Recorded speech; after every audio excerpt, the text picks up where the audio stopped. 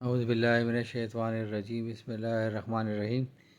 سامان سے لدا ہوا ایک بحری جہاز مو سفر تھا کہ تیز ہواؤں کی وجہ سے وہ الٹنے لگا۔ قریب تھا کہ جہاز ڈوب جاتا۔ اس میں موجود تاجروں نے کہا کہ بوجھ ہلکا کرنے کے لیے کچھ سامان سمندر برد کرتے ہیں۔ تاجروں نے مشورہ کر کے طے کیا کہ سب سے زیادہ سامان جس کا ہو وہی پھینک دیں گے۔ جہاز کا زیادہ تر لوڈ ایک ہی تاجر کا تھا، جس نے اعتراض کیا کہ صرف میرا سامان ہی کیوں، سب کے مال میں سے تھوڑا تھوڑا پھینک دیتے ہیں۔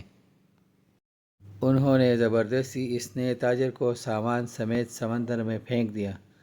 قدرت کی شان کہ سمندر کی موجیں اس کے ساتھ کھیلنے لگیں۔ اسے اپنی ہلاکت کا یقین ہو گیا۔ جب ہوش آ گیا تو کیا دیکھتا ہے کہ لہروں نے اسے ساحل پر پھینک دیا ہے۔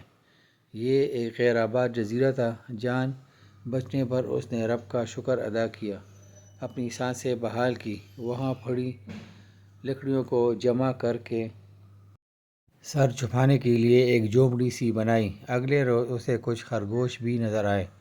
ان کا شکار کر کے گزر بسر کرتا تھا۔ ایک دن ایسا ہوا کہ وہ کھانا پکا رہا تھا کہ اس کی جھونپڑی کو آگ لگ گئی۔ اس نے بہت کوشش کی مگر آگ پر قابو نہ پا سکا۔ اس نے زور زور سے پکارنا شروع کیا، تو نے مجھے سمندر میں پھینک دیا، میرا سامان غرق ہو گیا، اب یہی جھونپڑی تھی میری کل کائنات، اسے بھی جلا کر راکھ کر دیا، اب میں کیا کروں؟ یہ شکوہ کر کے وہ خالی پیٹ سو گیا۔ صبح جگا تو عجیب منظر تھا۔ دیکھا کہ کشتی ساحل پر لگی ہے اور ملاح اسے لینے آئے ہیں۔ اس نے ملاحوں سے پوچھا کہ تمہیں میرے بارے میں کیسے پتہ چلا؟ انہوں نے جو جواب دیا اس سے تاجر حیران رہ گیا۔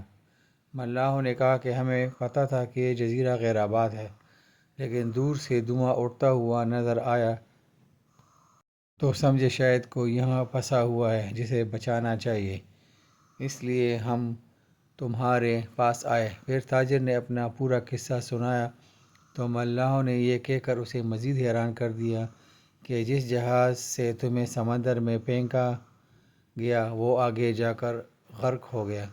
یہ سن کر تاجر سجدے میں گر گیا، رب کا شکر ادا کرنے لگا اور کہا کہ پاک ہے وہ ذات جس نے مجھے بچانے کے لیے تاجروں کے ہاتھوں سمندر میں پھینکوایا۔ اپنے بندوں کے بارے میں وہی زیادہ جاننے والا ہے۔ حالات جتنے بھی سخت ہو جائیں، اللہ کی رحمت سے مایوس نہ ہو، ہر حال میں اپنے رب پر بھروسہ رکھیے۔